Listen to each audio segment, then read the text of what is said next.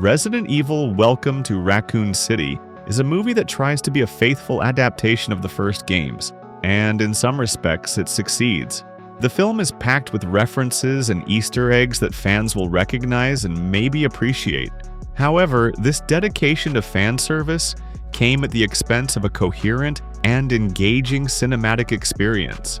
The story faltered significantly, attempting to cram too many plots and characters into a short runtime.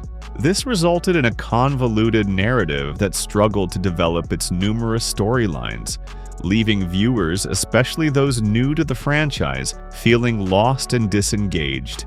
The movie's ambition to be faithful is also its undoing. It drastically reimagines the personalities of key characters, undermining any potential for genuine tension or emotional stakes. However, much of this creative dissonance was the result of studio interference, which allegedly forced the director to compromise his vision. In this video, we're diving deep into the messy yet fascinating world of Welcome to Raccoon City, pulling back the curtain to explore the behind-the-scenes chaos that defined its production, and examine the creative decisions that made the film both a love letter to the games and a frustrating cinematic failure. We'll also be exploring the original script drafts to see how the characters were initially envisioned. And for the hardcore fans, we'll also reveal which iconic characters and monsters were originally slated to appear, but were ultimately cut from the final film, shedding light on a different version of Raccoon City we almost got to see. So without further ado, let's dive in.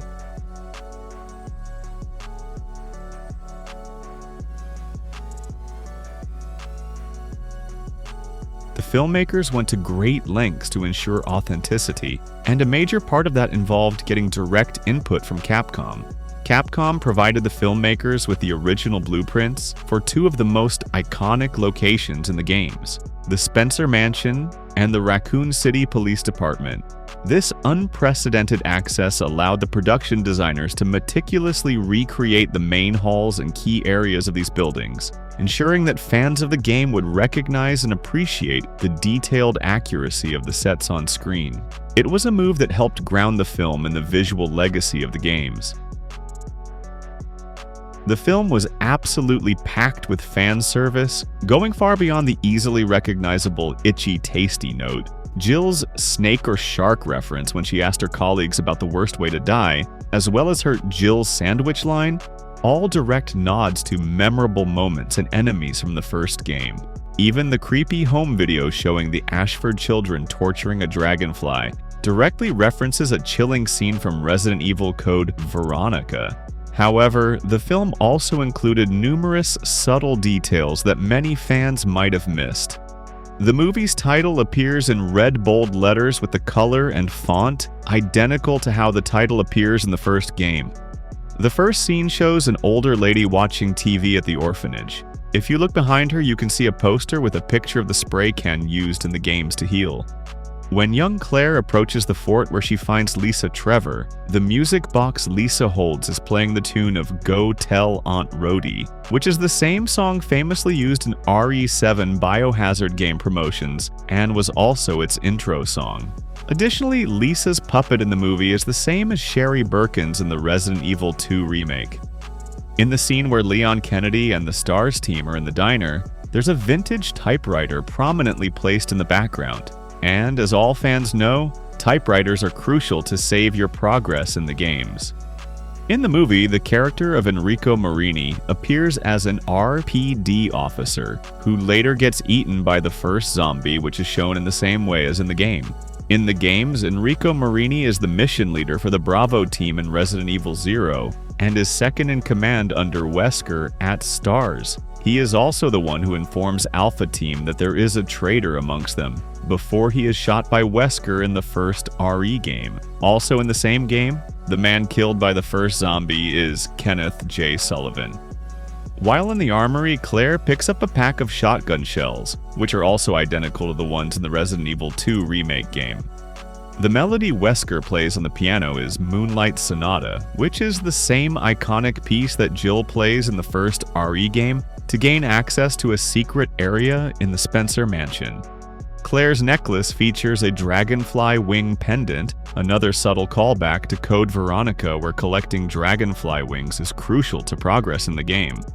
Near the end of the movie, Lisa gives Claire a ring of 4 keys to unlock a secret passage, which is a direct reference to the key puzzle in RE2, where players must find and use 4 specific keys, each with a unique suit symbol, spade, diamond, heart, and club, to access the locked doors and progress through RPD. In the scene where William Birkin is in the lab getting the G-Virus, he is wearing a t-shirt from Tall Oaks, which is one of the settings of Leon's campaign in RE6. During the initial stages of script development, the creative team had several ideas for incorporating the iconic costumes from the video games. For Claire Redfield, the initial plan was that she would either be wearing her original 1998 RE2 outfit or her redesigned one from the 2019 remake. The narrative would have then progressed to a scene where, after Chris is called to the police station, Claire would take a shower. During this time, she would be stalked and subsequently attacked by the infected boy. Originally, the infected mother did not exist in this scene, but that detail was later changed to the infected mother in the final film. Following this struggle, Claire would run upstairs to quickly put on the red jacket and black pants, the exact clothes she wears in the 2019 remake in the finished movie, before escaping from Chris's house. For Jill Valentine, the script at one point suggested she would wear her famous blue tube top and miniskirt from Resident Evil 3 Nemesis for the duration of the film. This was an unusual choice given that the film's plot was primarily based on the first 2 Resident Evil games. The justification for this decision was that she would be called into action immediately after the STARS Bravo team disappeared, leaving her no time to change into her standard STARS uniform.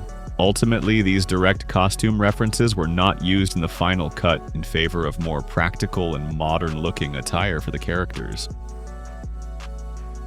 Early in the development, there were reports and rumors about potential casting choices that aligned more closely with the physical appearances of the characters from the original video games.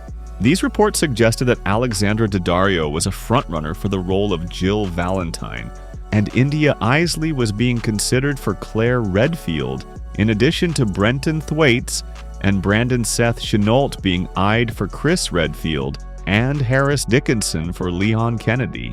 Although these reports were not officially confirmed, at that point the script was written with characters whose looks and behaviors were much more in line with their video game counterparts. However, the direction of the film shifted due to a new creative approach from Constantine Film, which prioritized a more diverse cast and a reimagining of the characters. This new direction led to the race swapping of both Jill Valentine and Leon Kennedy, whose roles were ultimately given to Hannah John Kamen and Avan Jogia, respectively.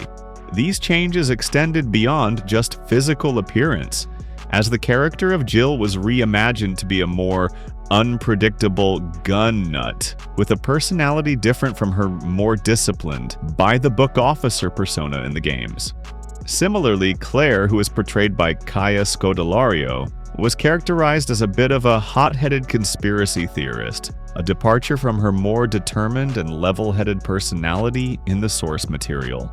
Leon Kennedy was also reimagined in the movie as a bumbling, clumsy, and naive character, a huge contrast to the capable and resilient rookie cop in the games, who, despite being new to the Force, quickly adapts to the apocalyptic events unfolding around him, demonstrating a calm and calculated demeanor.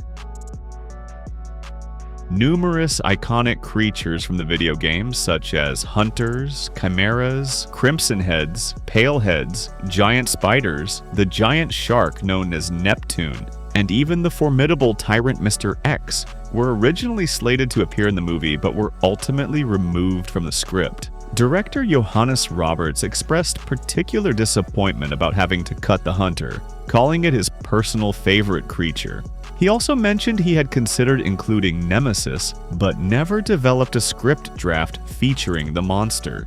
Eventually, as much as he wanted to include these monsters, he found difficulty trying to write them into the film's plot in a believable way, and ultimately decided not to include them. These decisions came so late in the production process that concept artist Daniel Carrasco had already completed detailed artwork for many of these monsters, and this artwork is now publicly available online. Carrasco confirmed in interviews that these creatures, along with additional STARS members and game locations, were all part of earlier versions of the screenplay. Another potential scene that was written to introduce the iconic Hunter would have taken place after the characters escaped the RPD station, but before they reached the Raccoon City orphanage. In this version of the story, the group would make a stop at gun shop Kendo to acquire more weapons and ammunition. Upon entering the shop, they would find the mutilated bodies of Robert Kendo, along with his wife and daughter. A hunter would then appear and attack them, and Leon Kennedy would have been the one to take it down, reportedly using a lightning hawk. This idea was seemingly considered for a late stage in the film's production, as a revised script draft shows Leon carrying the lightning hawk after he leaves the police station, even though there's no scene explaining how he acquired it, suggesting the gun shop Kendo sequence was cut at the last minute. The primary reason for these extensive cuts was a significant budget reduction by Constantine Film, which slashed the film's budget from an initial $40 million to $25 million. The production company also reportedly demanded other script changes, and the plan for an international shoot was abandoned in favor of filming entirely in Canada to further control costs. While the movie received criticism for its clunky exposition and introduction of its characters, this was a result of significant changes made by the studio to the original script rather than the director Johannes Roberts' initial vision. Roberts' first draft contained numerous scenes that were meant to build character and provide more detailed context for the plot. This included more extensive background for Leon, exploring his troubled relationship with his father, additional scenes to develop the relationships among the STARS team members, and more moments with William Birkin, his wife Annette, and their daughter Sherry. However, these scenes were largely cut or removed entirely to streamline the film. To compensate for these omissions and prevent major plot holes, the filmmakers had to add more direct, on-the-nose dialogue, where characters explicitly explain the plot, their backstories, and what is happening around them. The connection between Claire, Chris, and Birkin was a late addition, as well as the monologue delivered by the mutated Birkin in the film's climax, as he was originally intended to be a mostly silent monster, much like his counterpart in the game. In earlier drafts of the screenplay, the plot was significantly different and included several key characters who were ultimately cut or had their roles changed. In this version, Ada Wong and Sherry Birkin were central to the story, joining Leon, Claire, and Chief Irons. Marvin Brana, the police lieutenant from the games, also had a more substantial role for a portion of the second act. After Claire meets Chris and Chris leaves for the station, Claire goes to take a shower. While inside, she hears someone enter the bathroom. Believing it to be her brother Chris, she continues washing. However, upon seeing the figure watching her, she realizes something is wrong. She gets out of the shower and recognizes the intruder as the neighbor's boy, whom she mentioned before that she used to babysit. As she gets a closer look, she sees that his body is beginning to mutate, and he attacks her. She manages to fight him off and escape, and calls the Raccoon City Police Department for help. Leon answers her call, quickly drives to Chris's house, and picks Claire up just as she jumps from the top floor. As they arrive at the police station, the infected truck driver crashes his truck into their car. Leon and Claire manage to jump out at the last second before the vehicle explodes, and they run into the police station for safety. The narrative then for Sherry began with her parents, William and Annette Birkin, leaving her at home. She then receives a panicked call from her parents, telling her to go to the police station for safety. Ada Wong's introduction was also different. She arrived at the police station just as the Alpha team was getting ready to head to the Spencer mansion. She had a brief scene with Leon before speaking to an unnamed individual, possibly Irons or Wesker, and then leaving. Her path was blocked by Umbrella soldiers who were shooting at civilians trying to escape, an event that in the final film happens to Irons. Sherry's arrival at the police station was more dramatic. She entered the parking lot to find Dario Rosso, a minor character from RE3 Nemesis, being attacked and killed by Cerberus dogs. Ada arrived and saved Sherry by shooting the dogs, and when she ran out of ammo, she threw her coat on one of them, revealing her iconic red dress. They both hid in Ada's car until Leon, Claire, Marvin, and Irons, who were watching on surveillance cameras, rescued them. The death of Ben Bertolucci was similar to the final film, but with some changes. He was not in a cell with an infected person. Instead, he was grabbed and bitten by a zombie from the station's morgue, and he did not steal Leon's gun. The famous dog jumping through the windows scene from the first game was also included, but it was Leon who was attacked, and Ada saved him. Marvin's death was also different, happening during a police station attack while the others escaped. Another major difference involved Lisa Trevor. In this draft, she was not friendly as she was portrayed in the film. She was a genuine antagonist who chased Claire and the others after killing a licker before they escaped into an elevator. The final battle on the train also had a different conclusion. When the train stopped and William Birkin was breaking in, everyone ran out. It was Ada who found a supply box filled with weapons and tossed a rocket launcher to Leon, allowing him to defeat Birkin.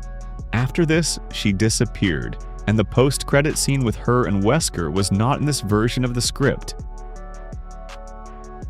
Another earlier draft of the script, from around August 2019, contained a much more detailed and intense sequence in the Spencer mansion. This version included Barry Burton and Rebecca Chambers, who were both ultimately cut from the final film. In that draft, Barry was part of the Alpha team, and as they entered the mansion, they would discover the gruesome remains of their Bravo team colleagues, Kevin Dooley, with his face missing and his jaw dangling, and Enrico Marini, with his body hanging from the ceiling with a hook through his mouth. A gruesome detail and a reference to the dead RPD officers found in RE2 Remake. The draft also included a terrifying moment where Barry and Chris stumble upon the first zombie, who was feeding on the body of Rebecca Chambers. After shooting the zombie, and as they go to check on Rebecca, it would unexpectedly get back up and bite Barry on the neck, killing him too. The script also featured an extended action scene after Wesker leaves Jill. Instead of a more concise escape, Jill and Chris would have to fight their way through a horde of zombies to escape the mansion and get to the underground tunnels. These details reveal a version of the movie that was more brutal and action-packed, and which gave a more significant, albeit tragic, role to Barry and Rebecca. Ultimately, these elements were changed, likely due to budget constraints and a decision to save characters like Barry and Rebecca for a potential sequel. Although the movie is heavily based on the plots of Resident Evil 2, it notably omits Lieutenant Marvin Branagh, a key supporting character from the games. Marvin is a dedicated RPD officer who, though fatally wounded and infected with the T-virus, plays a crucial role in helping Leon and Claire navigate the police station and provides them with vital information before he eventually succumbs to his injuries and turns into a zombie. While Marvin doesn't appear in the film, a live-action version of the character can be seen in the 2017 proof-of-concept short film The Keeper, which was developed from a rejected pitch for a Resident Evil TV series titled Arklay. Consequently, while not part of the official movie, this short film can be considered the live-action debut for Marvin Branagh, showcasing the character in a different, non-canonical context. The initial scripts for this movie, developed by writer Greg Russo and producer James Wan, were crafted to be a brutal and horrifying hard R film that leaned heavily into atmospheric horror, similar to the tone of the game RE7 Biohazard. While not a direct adaptation of that game's story, Russo drew inspiration from its feeling of being scary, isolated, and lonely. His script even included Moonlight Sonata in the opening credits, a nod to its presence in several Resident Evil games. However, when Russo and Wan submitted their script to Constantine Film, the studio rejected it. Constantine Film had a very different vision for the reboot, demanding a PG-13 rating, a much greater focus on action and sci-fi elements, and even a time travel plotline. Due to these significant creative differences, Both Russo and Wan left the project in late 2018 to focus on their work on Mortal Kombat 2021. Although the script for their version never leaked, some reports hinted that it might have been a direct sequel to the 7th game, with Ethan and Mia Winters as the main characters and the ghost of Evelyn as the primary antagonist. When Roberts took over the project, Constantine Film again pushed for a PG-13 rating. However, Roberts fought for an R rating to maintain the horror elements, a battle he won. This conflict, along with the studio's reduced faith in the project, led to a drastically lower budget. Roberts was initially given $40 million, which was already less than previous Resident Evil films. But this was cut even further to $25 million just before production began. This severe budget cut was the reason for many of the changes and omissions in the final film, including the removal of several fan-favorite monsters and locations that were originally planned. And that brings us to the end of our deep dive into Resident Evil Welcome to Raccoon City. As we've explored, the film is a recognizable, if flawed, attempt to bring the source material to life. From the faithful recreation of the Spencer Mansion to the new takes on fan-favorite characters, there's a lot for both longtime fans and newcomers to unpack. So if you enjoyed this video, be sure to hit that like button and subscribe for more deep dives into your favorite movies. Until next time, thanks for watching, stay sharp, and we'll see you in the next one.